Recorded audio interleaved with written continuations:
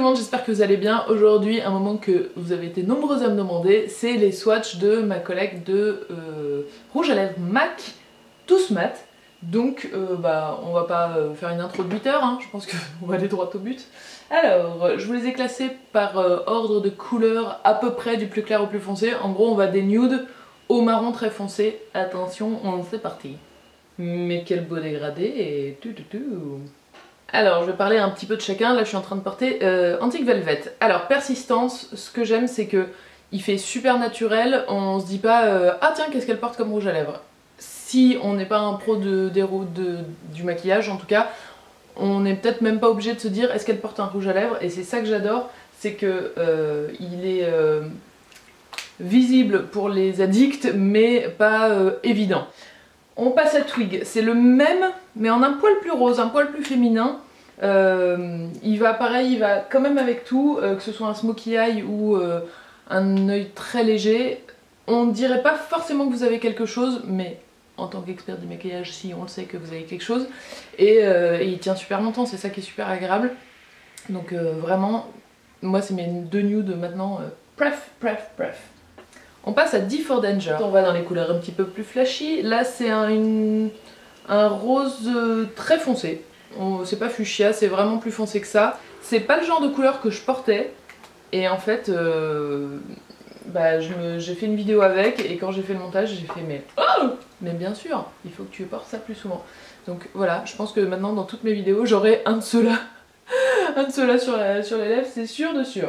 Ensuite, on passe au Viva Glam. Alors moi, sur moi, je les rouge très vifs, très francs. J'y arrive pas, je trouve ça moche, je trouve que ça me va pas. Et du coup, le Viva Glam, c'est le rouge que moi je supporte. C'est la teinte suffisamment foncée pour que je me trouve pas ridicule avec un rouge à lèvres rouge, c'est celui-ci.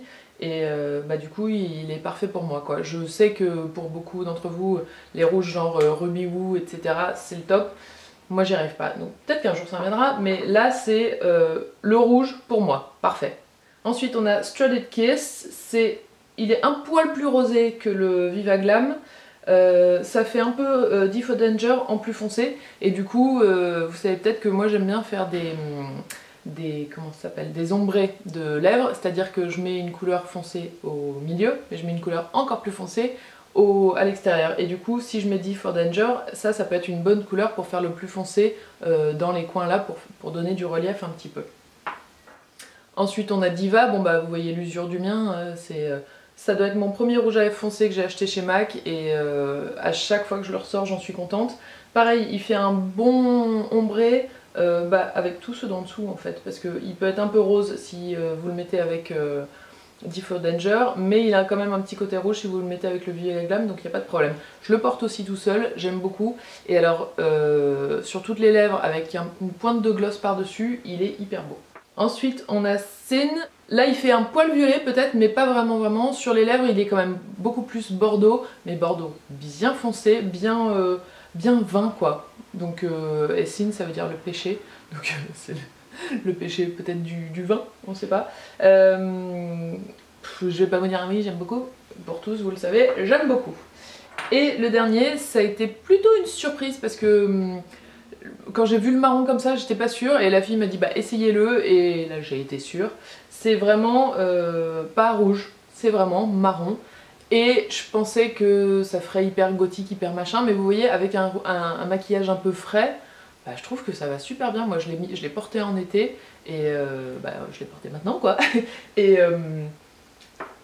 j'adore. Donc je pense que cet hiver ça va être un peu la boucherie, la tuerie. N'oubliez pas qu'après n'importe quel rouge à lèvres, petit morceau de papier toilette ou de sopalin, hop, et comme ça, quand vous souriez, vous vous inquiétez pas d'en avoir sur les dents, c'est quand même plus pratique. Pour tous, il coûte 19 €. Il y a le Viva Glam dont tous les bénéfices sont reversés à la fondation MAC qui lutte contre le sida, donc ça c'est plutôt bien. Sinon ils sont tous à 19 €, là c'est tous des mats. Ce que j'aime dans les mats de MAC, c'est qu'ils tiennent super longtemps. Surtout, enfin moi il faut quand même que je mette un crayon en dessous, sinon ils ont tendance à filer un tout petit peu. Là j'ai des petites ridules au-dessus de la lèvre, et chez moi ça file un petit peu. Ça le fait pas chez tout le monde, mais moi ils le font un peu. Et par contre si vous avez les lèvres très sèches, ils peuvent être un peu asséchants.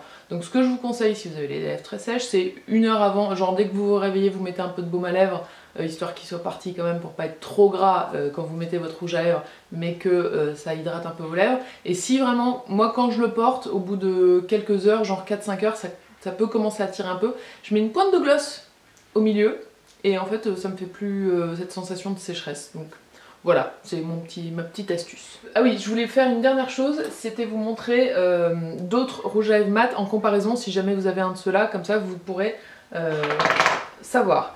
J'avais le Tonkin de chez Nars qui se présente comme ça, je vais vous le mettre à côté des nudes, parce que, hop. Alors il est un peu plus corail, il ressemble pas mal à Twig mais en un poil plus clair, je sais pas si ça se verra à la caméra mais il est un poil plus clair. Clairement, si vous avez un petit budget et que vous avez l'un, vous n'êtes pas obligé d'acheter l'autre, nous sommes d'accord. Ensuite, vous avez le 107 de chez Rimmel, la collection Kate, qui est hyper bien aussi. Je vais vous le mettre par là, vers les foncés. Bah vous voyez, ah bah j'avais pas vu, tiens. C'est un quasi dupe de, je pensais que c'était un dupe de Diva, mais c'est peut-être un dupe de Stranded Kiss. C'est entre les deux en fait. Ça c'est Stranded Kiss. Ouais, c'est entre les deux. Mais très bien, alternative petit budget pour un rouge à lèvres mat foncé, hyper bien. Et enfin je voulais vous montrer les rouges veloutés sans transfert de chez Sephora, pardon, qui sont, je pense, c'est pas mes rouges à lèvres mat préférés parce que en fait ce qui m'énerve chez eux c'est qu'il y a, je sais plus si c'est 6 ou 8 teintes, mais depuis 5 ans. Ça fait 5 ans que je vous dis que j'adore ces rouges à lèvres et il y a toujours que 8 teintes. Chez MAC, au moins, eh ben, il y a un choix un peu plus large et c'est ça qui me plaît en fait. Donc là c'est le rouge très très vif, qui pourrait du coup, c'est un peu le Viva Glam mais en plus clair quand même, il est plus franc. Et là c'est un rose, j'ai pas encore regardé s'il ressemblait à D4 Danger, non il est plus vif quand même. Mais celui-là il est un poil trop rose pour moi, je peux pas dire que je le porte beaucoup, il fait vraiment un peu rose fuchsia. Donc voilà, j'espère que ça vous a intéressé, je suis désolée pour toutes les cartes bleues qui vont flamber après cette vidéo. Je vous fais des gros bisous, je vous dis à très vite et prenez bien soin de vous.